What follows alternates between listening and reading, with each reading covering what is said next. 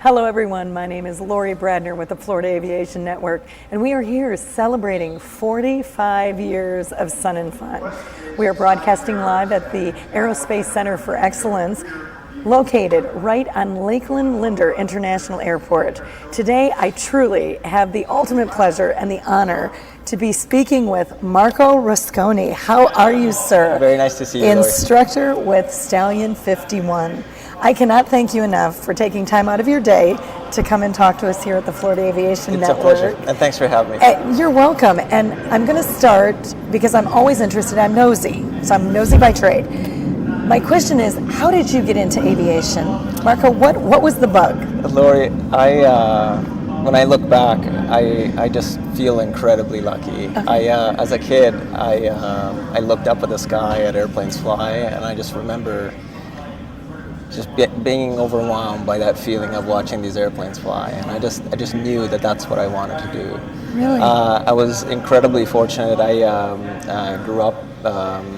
My father actually taught me to fly in an old biplane in Italy. Yeah. No. And but because I had a Canadian mom, I then left home after that and joined the Canadian Air Force and joined and served for 14 years up north. Yeah. So it's been a wonderful journey all the way along. And so to answer your question, I just feel that's just always what I wanted to do. Really? Yeah. That is phenomenal. Now, you said that your dad, so when you were born, your dad flew. Yeah. And so was he a military pilot, civilian pilot? What did He your was dad an airline pilot, and Okay. he flew for Alitalia Airlines based out of Rome. But he was overwhelmed by this passion as well, and Okay. so he started getting in the world of old airplanes and started Okay. restoring old biplanes and building his own airplanes on the side. So I grew up helping out around the hangar, anything from sweeping the floor to swinging props to holding bolts in the engine. I actually remember my hands were small enough to actually reach down in the nooks and crannies of the fuselage, so he'd get me to crawl down and actually hold his bolts for him. That's So it's awesome. fantastic memories for me. That is fantastic.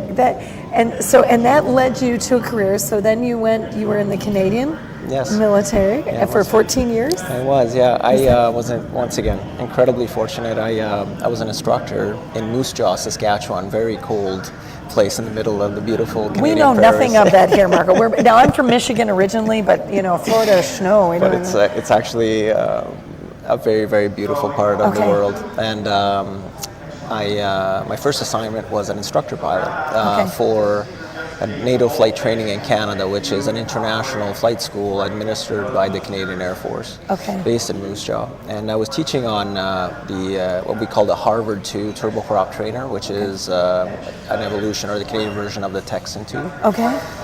And after that, I had nothing to lose, and I threw my name in the hat for the Canadian Forces Snowbirds, the national aerobatic team. And I ended up actually serving on the team for 4 years. Please share with our viewers, share with those listening. Yeah. What was that experience like? I mean, had you done aerobatic flying? So that's aerobatic flying. It is. Had you done that before, or talk to me about the training? I had dreamt about it a lot, and which is like anything starts, right? You start Right. with a dream. And then you overcome those doubts inside of Right. saying, well, no, not me, they'll never pick me. Right. But then you get to a point where you just have to believe and you say, why not me? Why not me? And I got nothing to lose, so I tried. And I was very fortunate the team picked me. And I served for 4 years as the number 4, so that's the guy that flies right in the middle of the 9 plane. And then the number 7 jet flies way left on the outside. Marco, I have to ask, what is the training like for that? So, I mean, it's obviously very different Yeah. flying than you were used to. You're obviously a very adept aviator. But what was the training like? The easiest way I can describe we've all built Lego sets. Yes. Yes, yeah. With my instructions. sons, Yeah, yes. So exactly. I live in a sea of Legos. We start off with very simple sort of bases, Right. and then we keep adding little pieces, and it's the evolution that takes about 6 to 7 months of intense work. So to answer your question, the training is very intense. Okay. But you rely on your teammates. Okay. And you build trust within the team to be able to allow them to trust you to fly 3 feet off their wing, upside down in a 9-plane aerobatic formation, which is quite special. That is awesome. What a wonderful experience. Now, one thing, you're a Stallion 51 instructor now, and talk to me, one of the things the Florida Aviation Network, Marco, is safety. And I don't think there's anything better to teach safety than unusual attitude. So can you tell me a little bit about how all that experience that you had, how that translates into your instructing, and talk to me a little bit about the importance of that? Absolutely. So after I left the military, I started my commercial flying career. Okay. And I stayed involved in general aviation. I acquired my own airplane. But I have to ask, what kind? It's an old vintage T6. It's a Canadian Harvard, Mark IV Harvard, 1952. Okay. But as you know, year after year, you read the accident reports. You come across the fact that over 50% of aircraft mishaps are somehow related to loss of aircraft control in flight. And that was a major data point for me that registered. And so, when you start digging into it, we're seeing pilots that by no fault of their own, just because of lack of exposure to the unusual attitude world, end up in out of control situations, and in that little window that they have to recover, they do not have the tools in their toolbox necessary to actually recover the airplane. Right. And so it's a mission that we truly believe in at UAT, which is a Stallion 51 sister company. And since 2006, the company's been dedicated to raising safety standards and training professional pilots and GA pilots on how to recover from unusual attitudes. We do it using primarily the L-39 jet platform, as well as occasionally we'll use the Mustang as well. Okay. And we have a VFR and an IFR portion to the program, which allows pilots to be exposed under controlled conditions tailored to their experience level. Okay. And the objective of which is just to keep filling tools in people's toolboxes to be better prepared if faced with unusual attitude recovery. Now, I'm interested, the students that you see, do you have new students, so young aviators that come in that are just learning, that want to learn either general aviation, and do you have seasoned aviators that come to you that, because of what we're hearing in the news, because of what we're seeing in the news these days, come to you and say, I need these tools in my toolbox?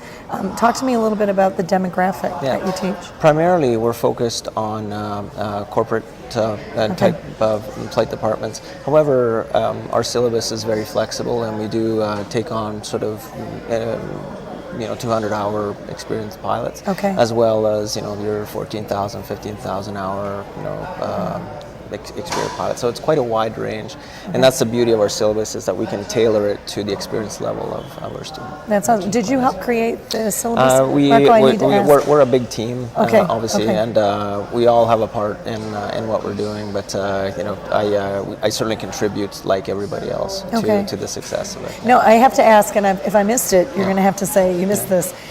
How did you get involved with Stallion 51? Where did that piece? I don't think you mentioned that. So, Lori, is it okay to ask? Yeah, absolutely. No, but I'm smiling because once again, I told you how lucky I've been in my flying career, and it started off with that dream when I was a kid, and the dream for me has always been to one day be able to fly a Mustang, and I've never. It has always pulled me inside.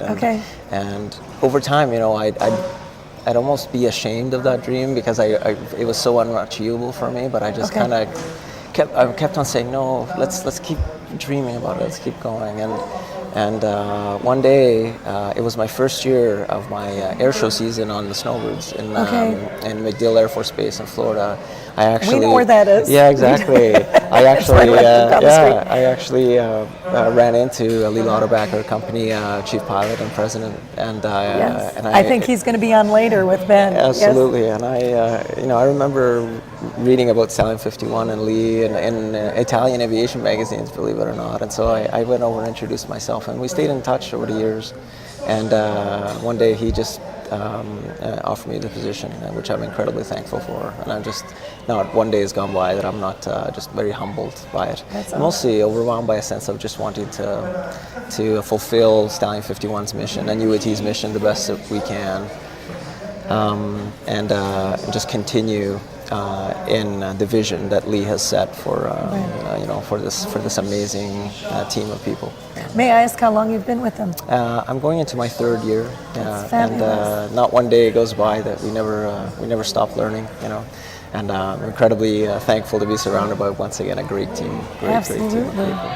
Now, one thing I want to ask you, we're also about promoting aviation with young people, not only the safety piece, but promoting aviation and trying to get people in the industry. Of course, I have a heart for young women in the industry Absolutely. and pulling them in. What are some words of wisdom, pieces of advice that you would give to young people today, those high school students that are at the Central Florida Aerospace Academy, those young students that come to see you? What advice do you give them?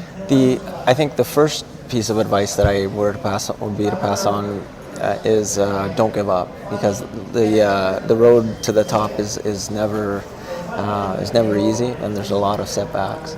But if you're true to yourself and true to that dream, and you just keep focusing and keep working as hard as you can, and mostly keep learning, keep listening to the more experienced people around you. I've yet to meet somebody who's not succeeded that has followed that formula, and that applies for everything in life. It does. But above all, I'm just incredibly lucky to be doing something that I madly enjoy. Yes. And that's a piece of advice that I'd have for everybody, is find whatever that is, keep searching, because once again, I'm so fortunate I don't feel I've ever worked a day in my life because I've been able to just do what I love. You're remarkable. My own father used to say, he's passed, but he used to say, if you find something you love, you will never work a day in your life. So you said those exact words. So thank you. You brought back a great memory. Now, let me ask you, how many times have you been to Sun and Fun? This is my fifth Sun and Fun. And it actually started with my life partner, Samantha. She actually got me to come down and volunteer, and we hand out newspapers for General Aviation News every morning on the paper route. Really? Yeah, we're still That doing was it 5 every years day. ago, Yes, exactly. and you're still doing Correct, it. yeah. So That's it's amazing. Yeah. So now, you're still passing out the papers Yes. for General Aviation Yes. News, but then you're also working with Stallion 51. So you do a little bit of both while you're here. One thing I'm interested in, because you've obviously got a history. We're celebrating 45 years, Amazing. which is amazing. What changes have you seen, Marco? What changes? What stands out in your mind? What changes have you seen in Sun and As Fun? far as change in 5 years, I don't think I have enough depth to be able to comment on that, but what I'm constantly overwhelmed by is just the true passion that I see all the way around, and the amazing variety of just aviation backgrounds that meet in this wonderful event. Yes. And I'm truly honored to be part of it and to be able to give back where I can. What amazes me is when you walk on the grounds, for anyone that were to come here, to come either to the Aerospace Center for Excellence or come to Lake Lewin International Airport, when they come to the grounds, it literally is a show for age 2 to 102. 100% agree. For us, I go back when I was serving for the Snowbirds, and later when I flew aerobatics with my airplane in an aerobatic team up in Canada. Watching the kids' smiles at the fence line and just that raw emotion and how much joy flight can bring to people. That's a feeling That was you. Always wonderful. Well, You're but seeing yourself in exactly, and because I remember being on the other side of the fence, and Yeah. it's truly special. Now, you're going to have to correct me, but prior to going on the air, we had a conversation, and I'm very interested. You said something, and I want to make sure I heard it correctly. your father flew. Yes. Your father was also an aerobatic pilot, and you announced? I did initially when I didn't have a license yet, and then I swung props, and then I evolved to attaching strings to the wings of their airplanes, because they flew a little 3-plane act tied together with strings. And then I started flying on the side and being part of that. And so once again, just wonderful memories. Did you travel with your father to the air shows? And we did, yeah. You did? We Okay. did. And where was this, Marco? This was in Italy and Germany and in the UK as well, yeah. So we were sort of a little traveling bandwagon back in my early days. So it really was, it was your special time. It was mostly wonderful memories. Yes. And once again, just it has taught me how much joy aviation can bring to people. It does. And it continues to make me want to just give back as much as I can. That's awesome. And now you, talk to me a little bit, for someone that is interested in learning to fly, Marco, what is, because you are an instructor, what would you recommend to them, and what is the starting point? So someone that just looks up in the sky and says, I want to do that, and like you said, never give up, and anything is possible.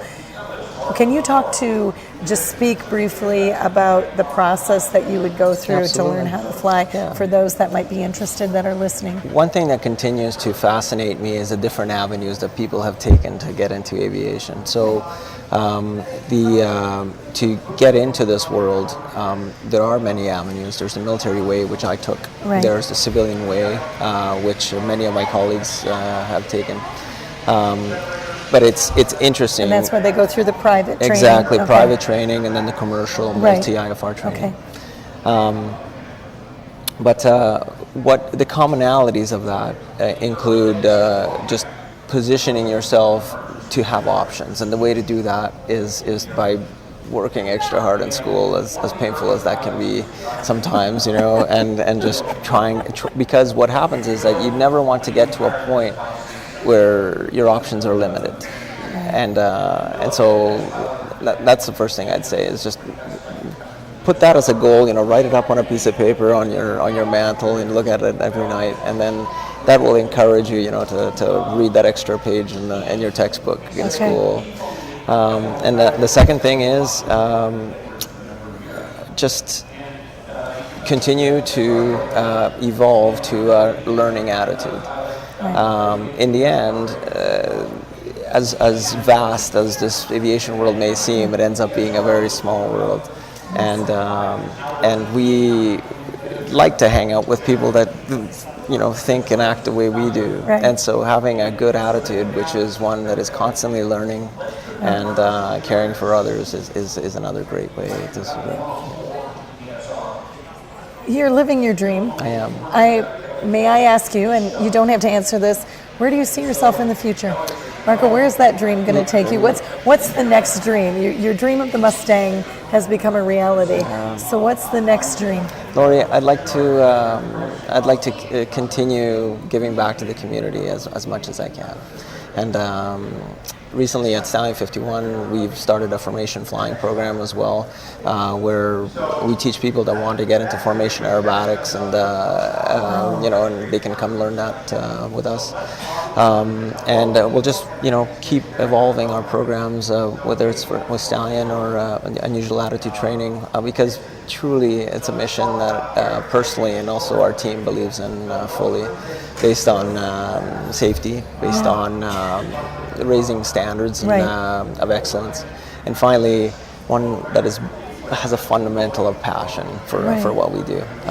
Now, before we close, Marco, if anyone that's listening or anybody that's watching us today, I know if they're here at the show, they can come see you. I hope that you're going to be available, because they may see your face on the TV and want to come and shake your hand and get your autograph or something.